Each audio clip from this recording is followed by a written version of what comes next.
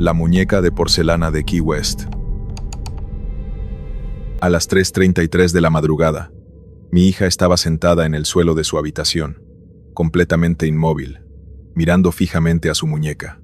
No parpadeaba, no respiraba con normalidad, y cuando me acerqué para tocarla, habló, pero la voz que salió de su boca no era la suya. Mi hija dejó de hablar hace 4 meses. Todo empezó en febrero cuando visitamos Key West, Florida, de vacaciones. Es una isla pintoresca, llena de historia, famosa por Ernest Hemingway y los gatos de 6 dedos, y por una muñeca llamada Robert. Robert the Doll es probablemente la muñeca más embrujada del mundo. Está en un museo en Key West, detrás de un vidrio, y hay reglas estrictas. Debes pedirle permiso antes de tomarle una foto. Si no lo haces, te maldice. Suena ridículo, lo sé, pero hay miles de cartas en ese museo de personas que le tomaron fotos sin permiso y después experimentaron una mala suerte tan extrema que le escribieron a la muñeca pidiendo perdón. Mi esposo y yo nos reímos de todo eso. Superstición turística, dijimos. Pero Emily, mi hija de 8 años, estaba fascinada. Miró a Robert durante 20 minutos completos, presionando su rostro contra el vidrio.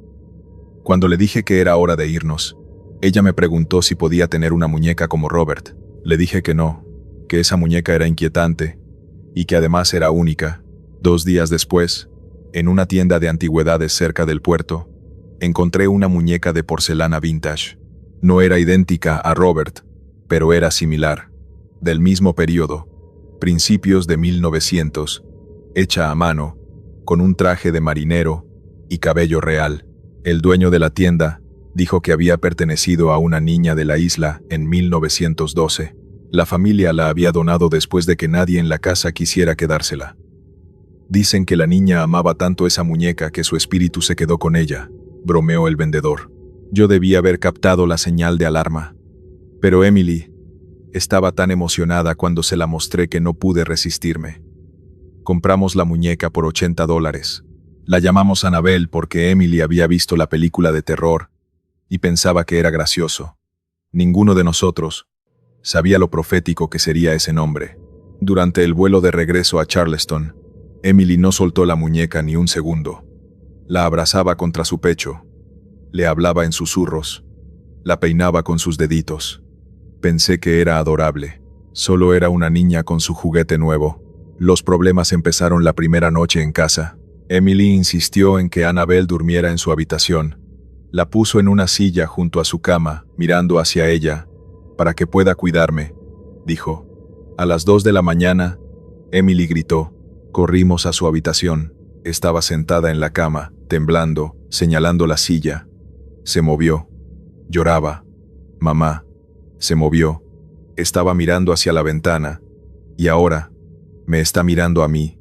La muñeca estaba en la misma posición en la que Emily la había dejado, mirando hacia la cama. Solo fue tu imaginación, cariño, le dije. Las muñecas no se mueven, pero cuando agarré a Annabelle para ponerla en el armario, sentí algo extraño.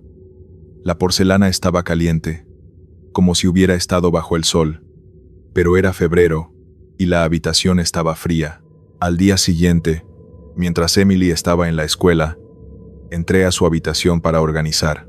Había dejado a Annabelle sentada en el armario, mirando hacia la pared. Cuando abrí la puerta del armario, la muñeca estaba de frente, mirando hacia afuera, como si hubiera estado esperando a que abriera la puerta. Sentí un escalofrío. La volví a voltear hacia la pared. Estoy siendo ridícula, me dije. Probablemente la había dejado así sin darme cuenta. Cerré el armario y salí de la habitación. 1 hora después, volví a entrar por ropa limpia. La puerta del armario estaba abierta. Annabelle estaba sentada en la cama de Emily, no en el armario donde yo la había dejado, en la cama, mirando hacia la puerta, como si hubiera sabido que yo iba a entrar. Mi corazón empezó a latir con fuerza. Revisé toda la casa. Estaba completamente sola. Las puertas y ventanas estaban cerradas con llave. No había forma de que alguien hubiera entrado, y no había forma de que una muñeca de porcelana se moviera sola. Esa noche le dije a Emily que Annabelle tenía que quedarse en la sala de estar. Emily lloró, rogó, hizo un berrinche, pero me mantuve firme. Es solo una muñeca, le dije. Puedes jugar con ella durante el día, pero de noche se queda abajo. Finalmente aceptó, aunque se fue a dormir con lágrimas en los ojos. A las 3:33 de la mañana, me desperté con sed. Bajé a la cocina por agua. La sala estaba a oscuras, iluminada solo por la luz de la calle, que entraba por la ventana. Había dejado a Annabel sentada en el sofá. No estaba ahí. Encendí las luces. La muñeca estaba parada frente a la escalera, como si estuviera esperando subir. Juro por todo lo sagrado que la había dejado sentada en el sofá. Juro que sus piernas de porcelana no podían sostenerla de pie sin apoyo. Pero ahí estaba, de pie, equilibrada perfectamente, mirando hacia el segundo piso, hacia la habitación de Emily. Agarré la muñeca con manos temblorosas. Esta vez, la porcelana no solo estaba caliente, estaba vibrando, como si algo dentro de ella estuviera vivo. La llevé al garaje y la metí en una caja de plástico con cerradura. La puse en el estante más alto. «Te quedas aquí», le dije en voz alta, sintiéndome absurda por hablarle a un objeto, pero necesitaba establecer límites, aunque fuera con algo inanimado. Emily estaba devastada en la mañana, cuando le dije que Annabel tenía que quedarse guardada por un tiempo. «Ella me necesita», lloraba. «Está sola en esa caja. Tiene miedo». La forma en que lo dijo me heló la sangre, como si la muñeca le hubiera comunicado sus sentimientos de alguna manera. Durante 2 semanas, mantuve a Annabel encerrada en el garaje. Las cosas mejoraron. Emily dejó de tener pesadillas. La casa se sentía normal, otra vez. Empecé a pensar que todo había sido mi imaginación, paranoia alimentada por las historias sobre Robert de Dole. Entonces una tarde, llegué a casa del trabajo y encontré a Emily en su habitación, jugando con Annabel.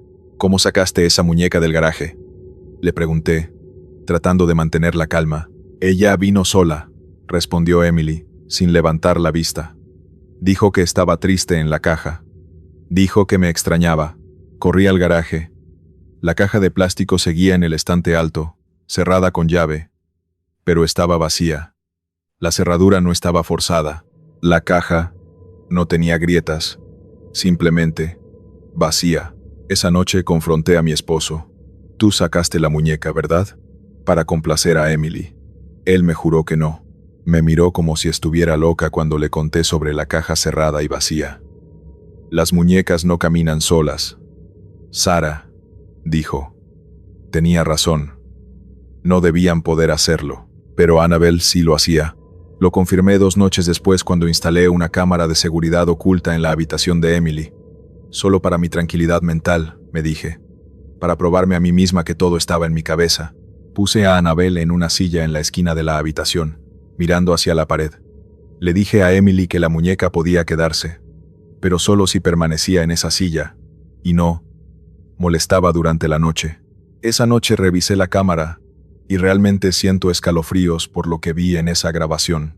La cámara marcaba 3:33 de la mañana, cuando la cabeza de la muñeca giró. No fue un movimiento brusco. Fue lento, orgánico, como el cuello de algo vivo despertando después de siglos inmóvil. La cabeza primero, luego el torso, luego todo el cuerpo, hasta que quedó mirando directamente hacia la cama donde Emily dormía. El movimiento no fue mecánico. Fue fluido, deliberado, como si algo dentro de la muñeca controlara sus articulaciones. Luego se levantó de la silla. No se cayó, no se deslizó, se paró. Sus piernitas de porcelana sostuvieron el peso de su cuerpo y caminó. Pasos pequeños, tambaleantes, pero definitivos. Cruzó la habitación. Se detuvo junto a la cama de Emily. Se quedó ahí, mirando a mi hija dormir, durante 2 horas completas, sin moverse, solo observando. Y a las 5:30 de la mañana, justo antes del amanecer, regresó a la silla. Se sentó, se volteó hacia la pared y permaneció inmóvil, como si nunca se hubiera movido. Borré el video. No podía mostrárselo a nadie. Pensarían que era un engaño, efectos digitales, pero yo sabía la verdad, y esa verdad me estaba volviendo loca. Contraté a un sacerdote para que bendijera la casa. Él roció agua bendita en cada habitación, recitó oraciones. Cuando llegó a la habitación de Emily y vio a Annabel. Se detuvo. ¿De dónde sacaron esto?, preguntó. Su voz temblaba. Le conté sobre Key West, sobre la tienda de antigüedades. Él cerró los ojos y rezó en latín durante varios minutos. Luego me miró y dijo: algunos objetos retienen energía, especialmente si fueron amados intensamente o si presenciaron gran sufrimiento. Esta muñeca ha visto ambas cosas. Lo que sea que habita en ella no es maligno, exactamente, pero tampoco es benigno. Está confundido, atrapado, y se ha apegado a su hija. ¿Cómo lo detengo?, pregunté. No estoy seguro de que pueda, admitió. Mientras la muñeca permanezca en esta casa, la entidad permanecerá. Necesitan separarlas, permanentemente. Esa noche, mientras Emily dormía, tomé a Annabel y la metí en el auto. Manejé hasta el puente que cruza el río Cooper. Era pasada la medianoche. No había tráfico. Saqué la muñeca del auto y la sostuve sobre la baranda del puente. El agua negra fluía 30 metros abajo. Lo siento, le susurré. No sé por qué me disculpé con un objeto inanimado, pero sentía que debía hacerlo. Entonces, la solté. Annabel cayó, girando en el aire, y golpeó el agua con un splash pequeño. Se hundió. Inmediatamente, la observé desaparecer en la oscuridad del río. Sentí un peso levantarse de mis hombros. Se había ido. Finalmente se había ido. Conduje a casa sintiéndome más ligera de lo que me había sentido en semanas. Entré silenciosamente.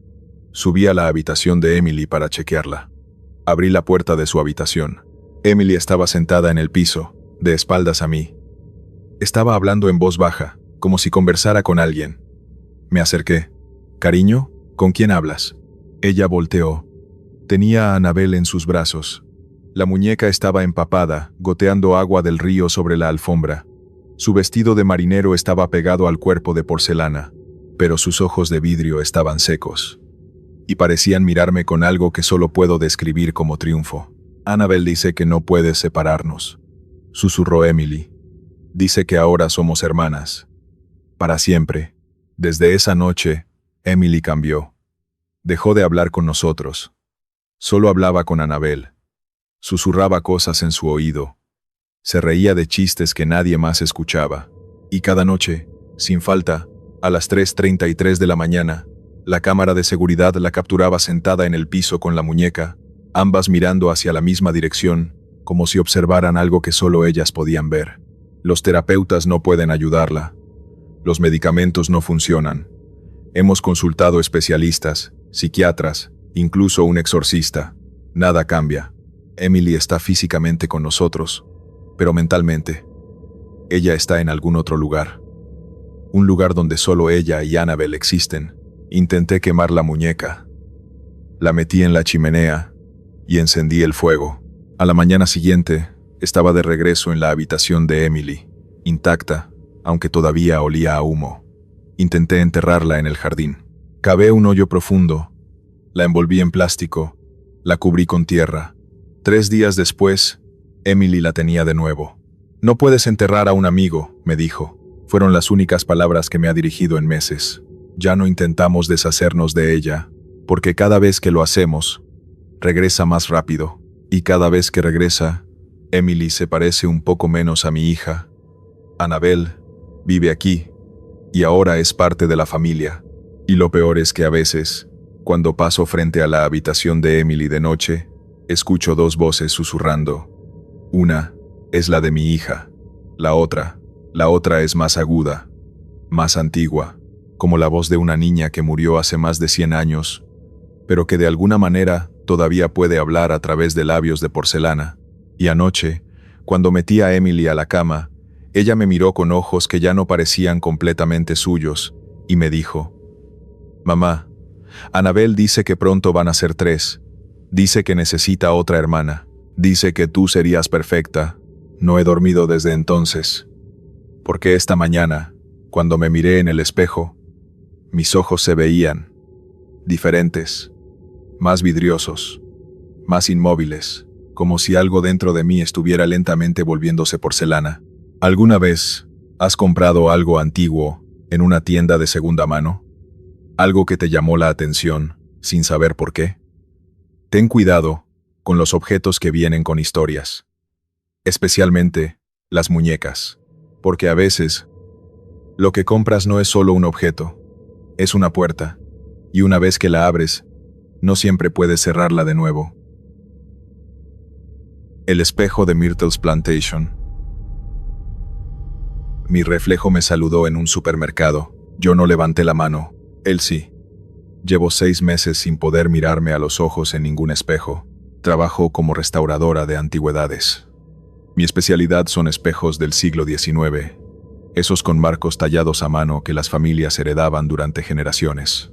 En marzo conseguí un encargo que parecía rutinario: restaurar un espejo de cuerpo completo que supuestamente provenía de Myrtle's Plantation en Luisiana, una de las casas más embrujadas de Estados Unidos. El cliente lo había comprado en una subasta de objetos de haciendas históricas. Marco de caoba, algo de óxido en el azogue, nada que no hubiera visto antes. Lo recibí un martes por la tarde en mi taller de Filadelfia.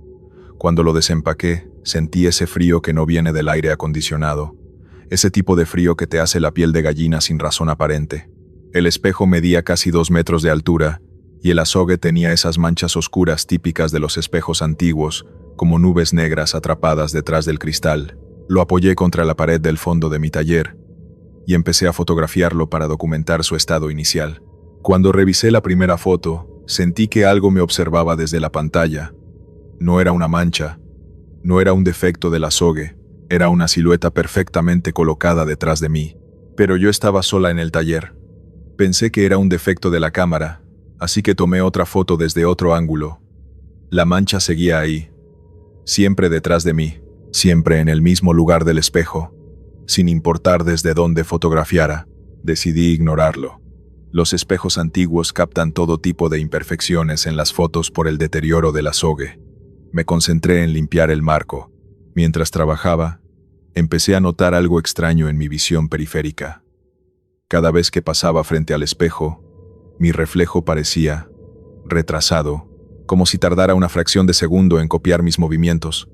Levantaba la mano, y mi reflejo lo hacía un instante después. Me volteaba, y la imagen en el espejo completaba el giro cuando yo ya estaba quieta. Al principio pensé que era cansancio.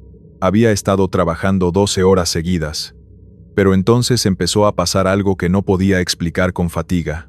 Mi reflejo me miraba cuando yo no estaba mirando el espejo. Lo supe porque vi mi rostro en el vidrio de un cuadro que tengo colgado en la pared opuesta. Yo estaba de espaldas al espejo grande, lijando una moldura.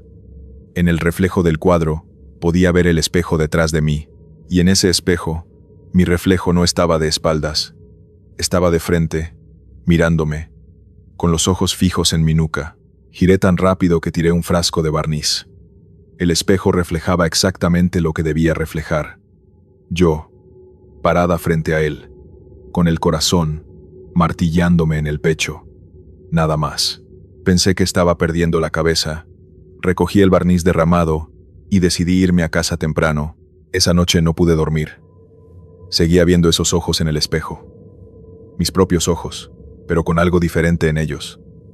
Una expresión que yo no había puesto ahí. A las 3 de la mañana, mi teléfono sonó. Era la alarma de seguridad del taller. Las cámaras habían detectado movimiento. Revisé la app desde mi cama.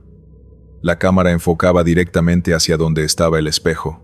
En la pantalla de mi teléfono podía ver el taller vacío, en penumbra, iluminado solo por las luces de emergencia. El espejo reflejaba la habitación vacía. Entonces, mientras yo miraba, una figura apareció en el reflejo del espejo. Una mujer, vestida con ropa antigua, de pie justo en el centro del cristal. Pero cuando la cámara hacía paneo automático de la habitación, no había nadie físicamente ahí, solo en el reflejo. La figura se acercó al cristal desde dentro, como si el espejo fuera una ventana y ella estuviera del otro lado. Presionó las manos contra el vidrio. Yo podía ver sus palmas blancas contra el azogue oscuro. Luego abrió la boca. No emitía sonido, pero yo sabía que estaba gritando. Cerré la app. Apagué el teléfono. Me metí bajo las sábanas como si tuviera 5 años. Al día siguiente llamé al cliente y le dije que no podía hacer el trabajo. Él insistió. Me ofreció el triple del precio original. Le dije que el espejo tenía daños irreparables y que no podía restaurarse. Mentí. Necesitaba que se lo llevara. Vino a recogerlo esa misma tarde.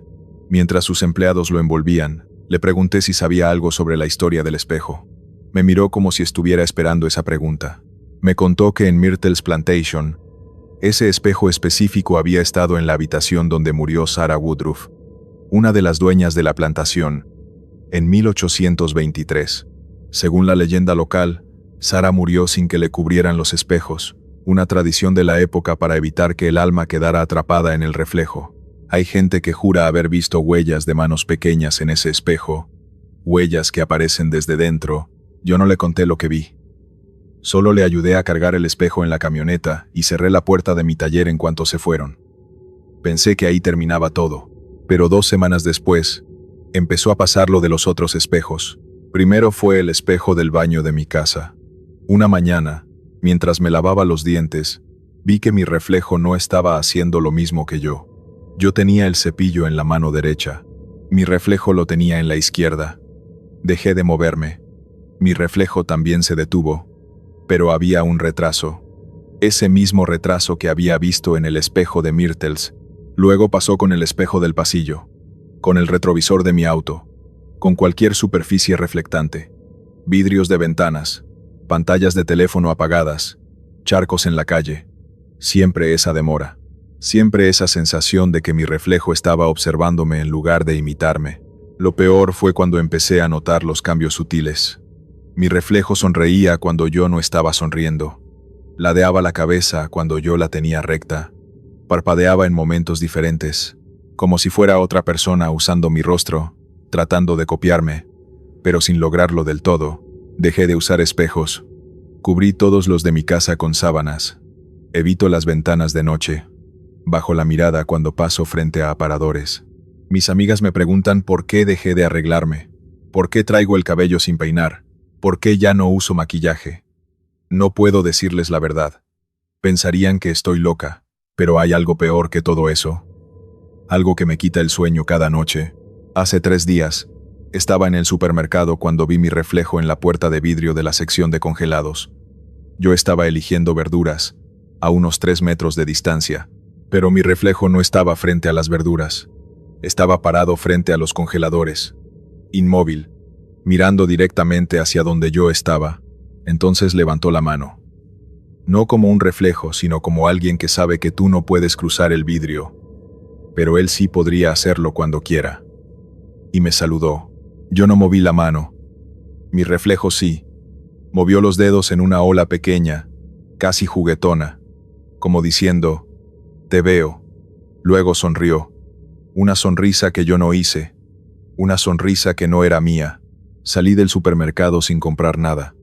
Corrí a mi auto y conduje a casa con la mirada fija en el camino, evitando el retrovisor. Cuando llegué, todas las sábanas que había puesto sobre los espejos estaban en el suelo, los espejos descubiertos, y en cada uno de ellos, borrosas pero visibles, había huellas de manos. Huellas pequeñas, como de niña, presionadas contra el vidrio desde dentro. Ahora vivo con todos los espejos cubiertos permanentemente. Evito salir durante el día porque la luz solar crea más reflejos. Uso lentes de sol incluso en interiores para no ver mi propia imagen reflejada en los cristales. La gente cree que soy excéntrica. Algunos piensan que tuve un colapso nervioso. Pero yo sé la verdad. Algo salió de ese espejo de Myrtles Plantation. Algo que encontró en mí una conexión. Y ahora vive en todos mis reflejos, observándome, imitándome, esperando el momento en que baje la guardia, el momento en que, sin querer, me mire en un espejo sin protección, porque tengo la horrible certeza de que cuando eso pase, cuando finalmente nos veamos cara a cara sin barreras, una de nosotras va a quedarse atrapada del lado equivocado del cristal, y no creo que vaya a ser ella. ¿Alguna vez has notado que tu reflejo parpadea una fracción de segundo después que tú? ¿O que sonríe cuando tú no estás sonriendo? Presta atención la próxima vez que te mires al espejo. Quizás no seas el único que está mirando. La caja D-Book de Portland. Me desperté paralizado a las 3:33 de la mañana, con una mujer sentada sobre mi pecho. No podía moverme. No podía gritar, y ella estaba demasiado cerca para ser un sueño. Todo empezó meses antes, cuando compré una caja en eBay, por $300. No lo sabía en ese momento, claro. Pensé que estaba comprando una caja de vino antigua para mi colección de antigüedades judías. Soy profesor de historia en Portland, Oregon, y colecciono artefactos religiosos de diferentes culturas. La descripción decía: caja de vino judía, circa 1920. Procedencia: herencia familiar, Polonia. Había una nota extraña del vendedor. No deseo quedarme con este objeto. Nunca lo he abierto. Se vende tal cual. Pensé que solo quería deshacerse de cosas de un pariente fallecido. Pasa todo el tiempo. La caja llegó un viernes por la tarde. Madera oscura, del tamaño de una caja de zapatos, con tallados en hebreo, que decían Dibuk. Yo sabía que un Dibuk es un espíritu maligno en la tradición judía, un alma errante que posee a los vivos. Pensé que era simplemente decorativa, quizás para guardar vino ritual. Tenía un pequeño cerrojo de bronce, pero no estaba con llave. La abrí esa misma noche. Adentro había objetos extraños.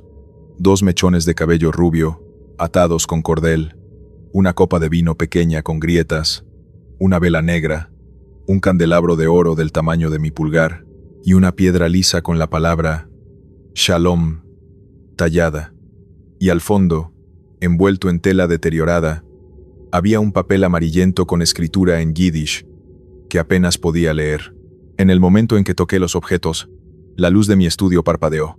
Luego se apagó completamente. No fue un corte de energía en la casa, solo esa habitación. Encendí la linterna de mi teléfono y volví a poner todo en la caja. Cuando cerré la tapa, las luces volvieron. Esa noche, tuve el primer sueño. Una mujer anciana estaba parada junto a mi cama. Tenía el rostro demacrado, los ojos hundidos, y me miraba con una intensidad que me heló la sangre. No se movía, no hablaba, solo me observaba con esos ojos negros y vacíos. Desperté sudando, con el corazón desbocado. Miré el reloj, 3:33 de la mañana. La caja estaba en mi escritorio, al otro lado de la habitación, cerrada. Pero juraría que la había dejado en el estante. Al día siguiente, mi esposa se quejó de un olor extraño en la casa. Huele a flores podridas, dijo. Yo también lo sentía, pero no podía encontrar la fuente. Revisamos la basura, el refrigerador, el jardín. Nada. El olor se concentraba en mi estudio, específicamente alrededor de la caja. Investigué en línea sobre la caja Dibuk. Encontré artículos sobre un caso famoso. Un hombre en Portland, la misma ciudad donde yo vivo, compró una caja similar en una venta de garaje en 2001. La dueña anterior era una sobreviviente del Holocausto, que tenía la caja desde antes de la guerra. Su nieta la vendió después de su muerte, advirtiéndole al comprador que su abuela había dicho que contenía un Dibuk y que nunca, bajo ninguna circunstancia, debía abrirse. El hombre la abrió. Desde ese día, comenzaron los problemas. Su negocio colapsó. Su salud se deterioró. Todos los que recibían la caja como regalo la devolvían con urgencia, reportando pesadillas, olores putrefactos, objetos que se movían solos. La caja pasó por varias manos durante años. Cada dueño reportaba lo mismo. Sombras en forma humana, voces susurrantes, la sensación constante de ser observado. Algunos desarrollaban problemas de salud inexplicables, otros simplemente enloquecían de terror. Leí todo eso y sentí un nudo en el estómago, porque yo ya estaba experimentando algunas de esas cosas. El olor a flores muertas se intensificó durante la semana siguiente. Mi esposa empezó a tener migrañas que nunca antes había tenido. Mi gato, que siempre había sido cariñoso, se negaba a entrar a mi estudio. Se quedaba en la puerta, con el pelo erizado, bufando hacia la caja. Pero lo peor eran las sombras. Las veía con el rabillo del ojo. Figuras oscuras que se movían por mi visión periférica. Cuando giraba la cabeza para mirar directamente, no había nada, pero siempre estaban ahí, en los bordes de mi percepción, moviéndose, acercándose. Una noche, estaba trabajando tarde en mi computadora cuando vi una sombra reflejada en la pantalla. Una figura humana, parada directamente detrás de mi silla. Me giré tan rápido que casi caigo. No había nadie. Pero cuando volví a mirar la pantalla, la sombra seguía ahí, como si existiera solo en reflejos, no en la realidad física. Decidí devolver la caja. Busqué al vendedor en eBay, pero su cuenta había sido desactivada. Intenté contactarlo por correo electrónico. El mensaje rebotó. Era como si nunca hubiera existido. Pensé en tirarla a la basura, pero algo me detenía. No sé si era miedo a ofender a lo que fuera que hubiera dentro, o simplemente la horrible certeza de que deshacerme de ella no sería tan simple. Entonces empezaron los arañazos. Mi esposa me despertó una madrugada, aterrorizada. «Hay algo en las paredes», susurró. Escuchamos juntos. Eran rasguños, como si algo con uñas largas estuviera arañando el interior de las paredes de nuestro dormitorio. El sonido se movía. Empezaba en una esquina, subía por la pared, cruzaba el techo, bajaba por el otro lado, como si algo estuviera trepando alrededor de nuestra habitación, dentro de la estructura misma de la casa. Llamé a un exterminador al día siguiente. No encontró nada, ni ratas, ni ardillas, ni evidencia de ningún animal. Sus paredes están completamente vacías, dijo. Pero esa noche, los arañazos volvieron, y esta vez eran más fuertes, más insistentes, como si lo que fuera que estuviera ahí hubiera ganado fuerza. Mi esposa me dio un ultimátum. «Esa caja sale de esta casa o yo me voy». Tenía razón. Las cosas habían escalado demasiado. Empaqué la caja y la llevé a mi oficina de la universidad. Pensé que mantenerla lejos de mi hogar solucionaría el problema. Estaba equivocado. Los fenómenos se intensificaron. En mi oficina, los libros empezaban a caerse de los estantes sin razón. Mi computadora se apagaba sola. Las luces parpadeaban en patrones que parecían casi comunicativos, como si algo estuviera tratando de enviar un mensaje en código Morse. Mis colegas empezaron a preguntarme si me sentía bien. Decían que me veía enfermo, demacrado, que había perdido peso, que tenía ojeras profundas. Yo me sentía enfermo. Dormía tal vez 2 horas por noche. Las pesadillas eran constantes. Siempre la misma mujer anciana, parada junto a mi cama, mirándome con esos ojos vacíos, pero ahora hacía algo nuevo. Extendía una mano huesuda hacia mí, con los dedos retorcidos como garras, y susurraba algo en un idioma que no reconocía, pero que de alguna manera entendía. «Devuélveme lo que es mío». Contacté a un rabino local. Le expliqué la situación. Se puso pálido cuando le describí la caja. «Eso no debe abrirse», dijo. «Un dibuk es un espíritu que no puede encontrar paz. Está atrapado entre mundos. La caja es su prisión. Al abrirla, rompiste el sello. Le diste permiso para manifestarse». «¿Cómo lo detengo?», pregunté. «No estoy seguro de que puedas», respondió. «Una vez que un dibuk se apega a alguien, raramente se va. Puedes intentar resellar la caja, con oraciones apropiadas, pero si el espíritu ya ha establecido conexión contigo». Dejó la frase sin terminar. Esa noche intenté resellar la caja. Seguí instrucciones que encontré en textos religiosos antiguos. Recité oraciones en hebreo. Encendí velas. Tracé sal alrededor de la caja. Y cuando finalmente cerré la tapa y puse un candado nuevo, sentí un alivio momentáneo. Duró exactamente 3 horas. A las 3:33 de la mañana, desperté con la sensación de que algo me estaba aplastando el pecho.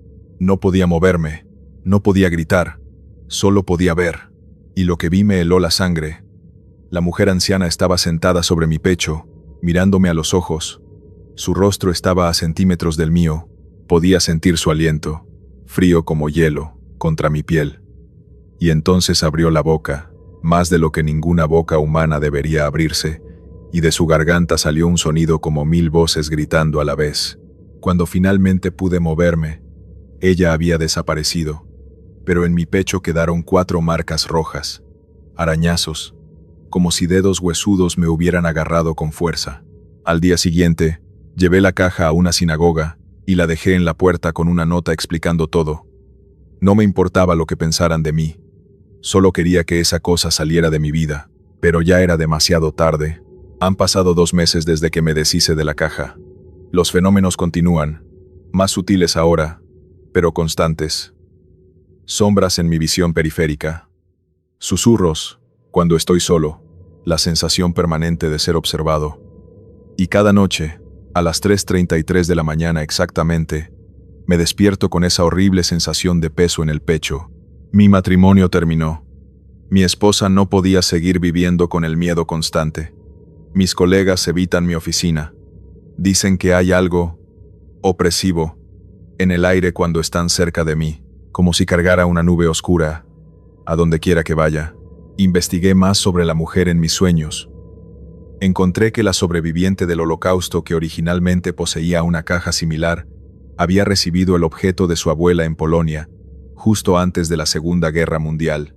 Su abuela le había advertido que contenía el espíritu de una mujer que había sido acusada de brujería por su comunidad en el siglo XVII. Antes de morir, maldijo a sus verdugos y juró que su espíritu nunca encontraría descanso hasta vengarse de aquellos que la condenaron. La encerraron en una caja, un recipiente espiritual, una prisión hecha de madera y oraciones, y durante casi 300 años permaneció contenida, hasta que alguien, inocentemente, abrió la tapa. Ahora entiendo que no puedes simplemente devolver un D-Book. Una vez que establece conexión, te marca, te sigue, y eventualmente, cuando tu resistencia se debilita lo suficiente, te posee completamente. Siento que cada día soy un poco menos yo mismo. Hay momentos en los que no reconozco mis propios pensamientos, momentos en los que hago cosas que no recuerdo haber hecho. Encuentro objetos movidos en mi apartamento, notas escritas con mi propia letra que dicen cosas en yiddish que no entiendo, dibujos de símbolos que nunca he visto antes. Anoche me desperté parado frente al espejo del baño, sin recordar cómo llegué ahí. Tenía un marcador en la mano, y en el espejo, escrito al revés para que pudiera leerlo desde donde estaba parado, había una palabra en hebreo, Shalom, paz, pero no era un saludo. Era una despedida. Si alguna vez encuentras una caja antigua con advertencias de no abrirla, no importa cuán tentado estés por la curiosidad, créele al que te advierte. Algunas puertas no deben abrirse. Algunas prisiones existen por una razón, y algunos espíritus nunca deben liberarse. Gracias por escuchar los relatos de hoy. Suscríbete, dale me gusta y comenta si te gustaron. Hasta pronto.